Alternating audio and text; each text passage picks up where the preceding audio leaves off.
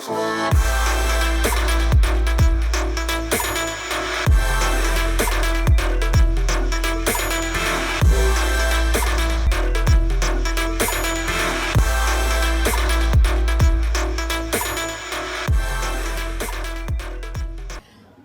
Sobat KU 176, apa kabar? Semoga kalian semua sehat-sehat selalu ya. Selamat berjumpa kembali di dalam Tempe Benguk, tempat edukasi bersama, ngulik informasi menarik. Podcast dari KPPN Wates episode yang kedua.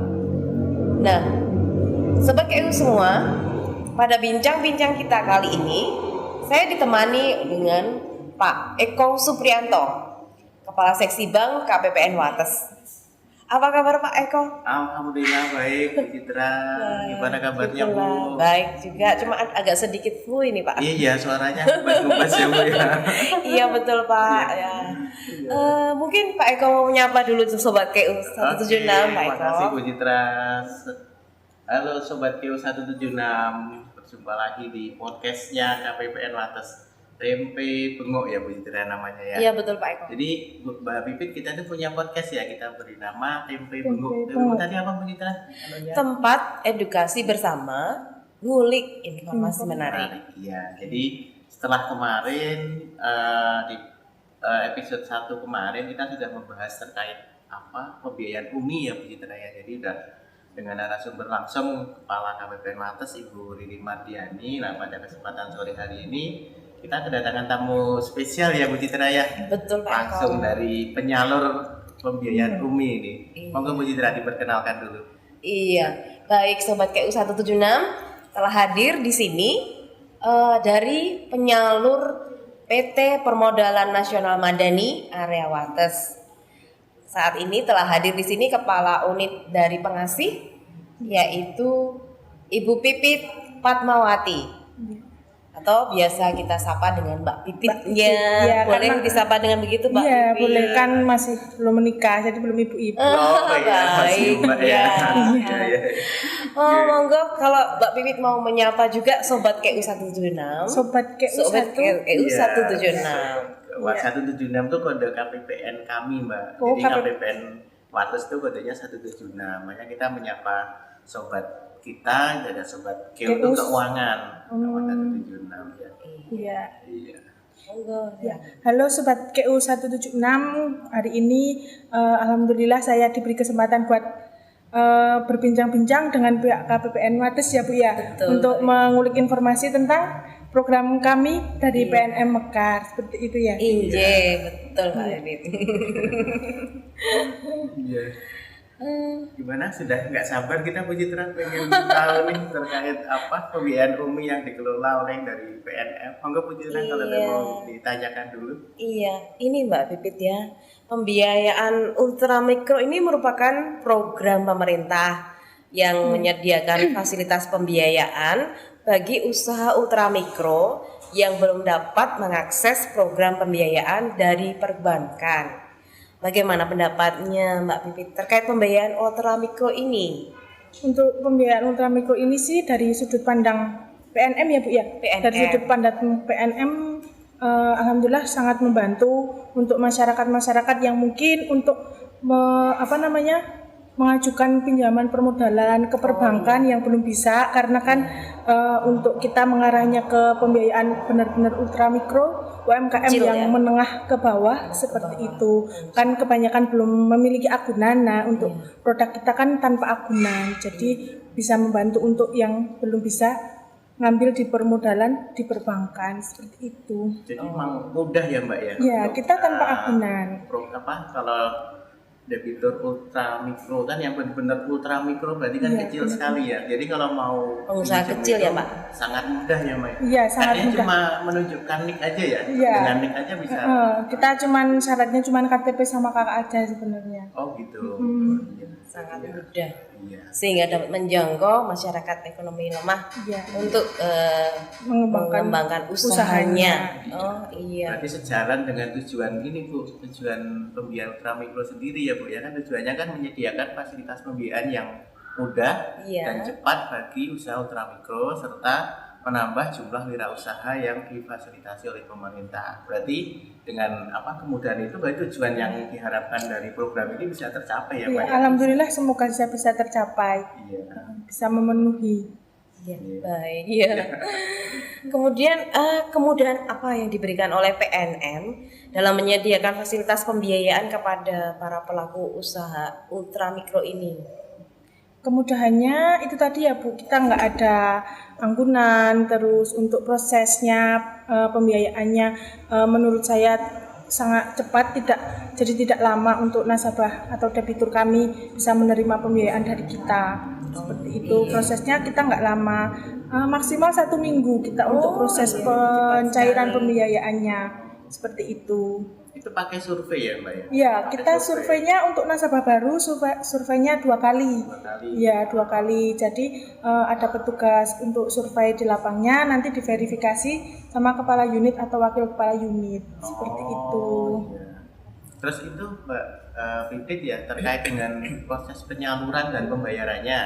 Nah kan mungkin dari pihak PNM memberi kemudahan ya penyalurannya, apakah diantar langsung, ditransfer atau di mana, terus sama mereka kalau mau setor seperti apa biar Untuk penyalurannya kita yang ke debiturnya, jadi kita langsung sistemnya mendatangi, ya kelompokan, kita setiap minggu kumpulan, jadi pas penyalurannya kita di kumpulan setiap minggu disalurkan langsung ke debiturnya. Untuk angsurannya juga mudah karena nasabah tidak perlu repot-repot transfer, tidak perlu repot-repot ngantar angsurannya ke kantor. Ya, kita yang ngambil setiap jadwal angsurannya, ibunya kita ambil ke tempat kumpulannya, karena kan kita sistemnya kelompokan kumpulan seperti itu. Jadi Mbak Wid menyebut ibu-ibu, emang kebanyakan ibu-ibu ya? Iya, karena gitu ya? nasabah kita emang kualifikasinya ibu-ibu semua, perempuan-perempuan. Ya. Iya, untuk perempuan, Tapi ibu-ibu semua. memungkinkan nggak untuk bapak-bapak juga pinjam ini? Untuk bapak-bapak sejauh ini belum bisa. gitu. Iya, kita ibu-ibu semua. Programnya untuk ibu-ibu. Iya. Ternyata seperti itu. Jadi melayani ibu-ibu. Ibu-ibu aja. Untuk bapak-bapak Memang belum. dimudahkan semua ya dari proses syarat-syaratnya mudah, sampai proses penyalurannya mudah, pembayarannya kembali juga mudah. Itu dalam bentuk tunai Mbak atau uang pembayaran maupun angsurannya sudah dibayarkan tunai ya Mbak?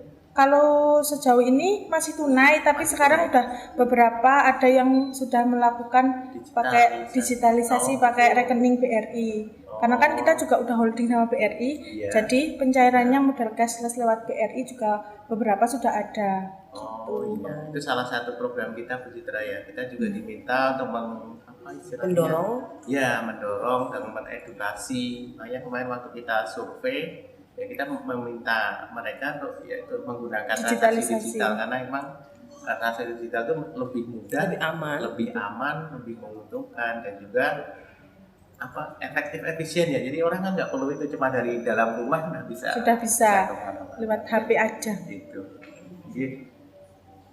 Lalu Mbak Pipi, kalau permasalahannya ada nggak nih permasalahan yang dihadapi PNM dalam pelaksanaan penyaluran pembiayaan ini? Untuk permasalahannya, alhamdulillah sejauh ini aman sih Bu, aman. Untuk alhamdulillah lancar. Debitur yang dituju juga alhamdulillah sesuai. Seperti itu. Iya, sama itu Mbak, terkait dengan pembiayaan ultramikro itu kan penyalur diminta untuk melakukan pendampingan ya. Iya. Nah, itu kan macam-macam ya bentuknya ya Mbak. Nah, apakah di SDM-nya atau pemasarannya. Nah, itu kalau dari PNM dalam rangka pendampingan kepada para debitur itu apa aja Mbak yang dilakukan untuk pendampingan ke debitur? Sejauh ini kita ada PKU, program PKU. PKU itu pengembangan kapasitas usaha. Jadi setiap berapa bulan sekali kita mengadakan pelatihan kepada debitur untuk pelatihan kepada debitur untuk melaksanakan PKU. Nanti untuk materi PKU-nya juga macam-macam. Gitu, ada pembuatan NIB, terus yang udah berjalan nasabahnya atau debiturnya usahanya udah berkembang, untuk bisa ke ekspor kita juga bantu seperti itu. Terus untuk setiap daerah kita kan satu per wilayah megangnya 3 kecamatan. Jadi per desa itu kita ada pelatihan di balai kelurahan setiap beberapa bulan sekali untuk nasabah-nasabah atau debitur di sekitaran kelurahan itu. Selain PKU kita juga ada ruang pintar. Ruang pintar itu untuk anak-anaknya ibu-ibu nasabah. Kita menyediakan, kita menyediakan ruang pintar itu ruangan untuk belajar. Untuk di sana disediakan juga dengan buku-buku belajar, fasilitas wifi, juga tenaga pengajar profesional. Kita juga menyediakan seperti itu. Iya. Tiap berapa periodenya berapa minggu? Kalau untuk ruang pintar, kalau misalkan udah ada ruang pintarnya itu terbuka setiap hari. Setiap hari. Jadi setiap hari di situ untuk anak-anak yang di sekitaran situ atau anak-anaknya ibu-ibu nasabah itu bisa datang ke situ untuk belajar bersama seperti itu. Gitu. Banyak sekali kiprahnya PNM ini. PKU, ruang pintar, terus ada lagi Mbak? Untuk sejauh ini itu, tapi PKU-nya kan kita ada klasterisasi dan sebagaimana macam. Gitu. Kalau NIB tadi apa Mbak? Nomor izin berusaha, kita nomor juga izin berusaha. setiap PKU kita mendampingi pembuatan NIB, terus sistem pemasaran, karena kan untuk nasabah-nasabah atau debitur yang rumahnya di pelosok-pelosok itu kan juga terkendala dengan pemasaran. Jadi kita bantu untuk pemasarannya, pembuatan NIB-nya kita bantu seperti itu. Ya, menarik ya Bu Citra. Bagus sekali. Kita minum dulu gimana Bu? Iya, kita minum. Lalu Mbak Pipit, ini tentang peran PNM dalam program pemberdayaan UMKM yang termasuk di dalamnya UMI. Apa saja yang telah dilakukan? Untuk peran kita ke pelaku debitur, kita ada PKU itu tadi yang tadi sudah saya sebutkan, pengembangan kapasitas usaha, nanti kita bantu untuk pembuatan NIB nasabah, terus untuk proses pemasaran. Nah, selain itu kita juga ada desa binaan, kita bikinkan untuk klasterisasi setiap wilayah, ada klasterisasi nanti usahanya. Misalkan perajin anyaman, kita di desa itu kita kumpulkan, kita jadikan desa binaan namanya kampung usaha. Seperti itu di situ. Ya kan, gini Mbak Pipit, karena di tempat kami ya kita tuh semua lini di Kementerian Keuangan itu kita harus ikut mensukseskan program pemberdayaan UMKM. Nah, salah satunya kita punya ini Mbak, Pojok UMKM. Jadi kita punya satu media yang memfasilitasi para pelaku usaha mikro, kecil dan menengah untuk ikut memasarkan di sini. Ini ada makanan, ada kain, ada macam-macam. Jadi kita memang dianukan ya begitu. Karena memang UMKM ini kan apa ya? Lini itu yang paling kuat menghadapi kalau dalam situasi krisis itu iya, UMKM itu kan paling kuat ya. Makanya tadi kita juga ingin tahu dan ternyata punya desa kayak punya desa binaan, misalnya membantu untuk menerbitkan apa NIB. Iya. Jadi KPPN memang menyediakan ini pojok UMKM. Jadi nanti kepada masyarakat atau pengunjung yang ke KPPN itu dapat mendapatkan informasi. Oh, ini belinya di sini. Nah, kita memberikan informasi tersebut. Produknya ini.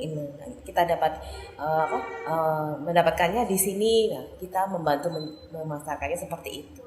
Jadi mungkin Mbak Pipi juga bisa menginformasikan kepada debitur. Oh itu loh di KPPN punya itu, kalau ada yang mau ikut memasarkan di KPPN silahkan gitu kan. Pojok UMKM ya? Monggo kalau mau ada yang mau ikut dibantu di sini, dipasarkan. Iya, dibantu. Itu kalau waktu kan kita kadang tamunya dari seluruh Indonesia ya Mbak ya. Jadi mereka datang, misalnya ini menarik, nanti bisa langsung kontak ke penjual. Mungkin itu Mbak. Ya begitu Mbak. Kemudian ini Mbak Pipit, manfaat langsung apa saja yang dirasakan oleh PNM dalam menyalurkan pembiayaan UMI ini dan para nasabah PNM dengan adanya program pembiayaan ultramikro ini? Manfaat bagi debiturnya. Iya. Dan PNM juga, PNM dan debiturnya langsung dirasakan gitu.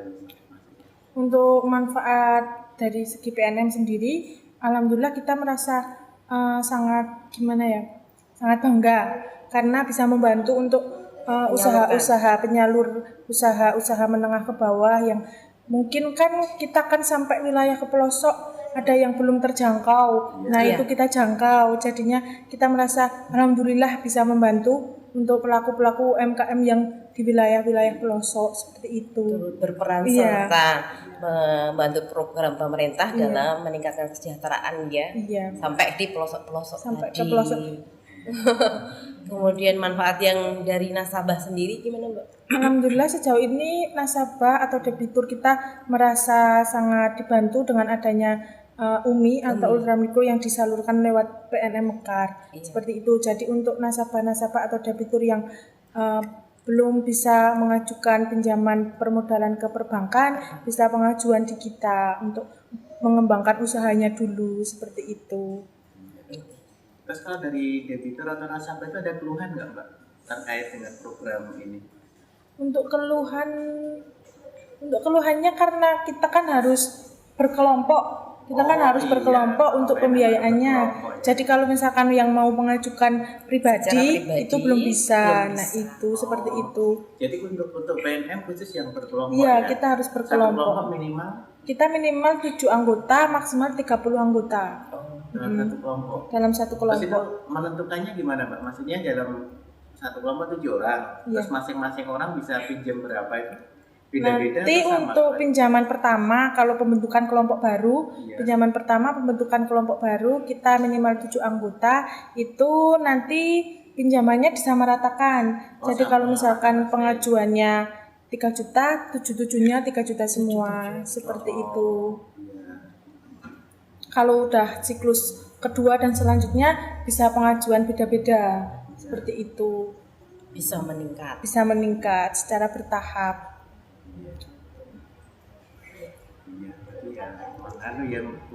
Menarik dan bermanfaat lah. Iya.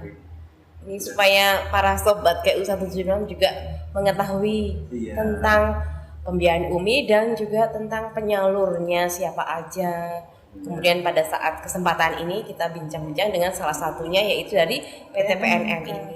Ternyata sepak terjangnya ini cara kerjanya seperti itu supaya banyak yang bisa tahu ya Pak ya. Pandangan atau harapan Mbak Wibi terkait dengan kami itu apa namanya? Pengennya kami lebih dikenal masyarakat atau gimana gitu. Karena ya harapannya untuk KPPN sendiri semoga bisa kerjasama atau mendampingi kami sebagai pelaku penyalur UMKM, penyalur pembiayaan ultramikro. Semoga KPPN sendiri bisa mendampingi kami secara langsung seperti itu. Jadi kita sering gitu ya Bu ya, tiap triwulan kita kan minta bersurat ke para penyalur ya, kita minta data. Nah itu namanya untuk apa? Survei ya Pak atau untuk survei ketepatan data. Nilai ketepatan data. Jadi kita minta data debitur disertai dengan akad dan KTP ya Bu ya. Dan kita akan cocok dengan aplikasi SIKP UMI. Terus setiap semester juga kita melakukan survei. Ini peran KPPN itu. Jadi kita melakukan survei terkait dengan pembiayaan ultramikro. Jadi seberapa besar manfaat pembiayaan ultramikro ini dirasakan oleh masyarakat yang menerima pembiayaan tersebut. Makanya tadi kita juga minta bantuan yang ke Mbak Bibit ya untuk mendampingi pelaksanaan survei itu. Itu peran KPPN, peran kami Mbak dalam sebagai penyantangan pemerintah dalam mendukung suksesnya pembiayaan ultramikro ini. Ya demikian. Baik kalau gitu kami ucapkan terima kasih ya Mbak Bibit. Terima kasih Mbak Bibit atas waktu kehadirannya bisa mendampingi kami dalam bincang-bincang pada podcast kami yang kedua ini Mbak. Nah demikian Sobat KU176 bincang-bincang kita kali ini pada Tempe Bengong, tempat edukasi bersama ngulik informasi menarik. Episode yang kedua dari podcast KPPN Wates.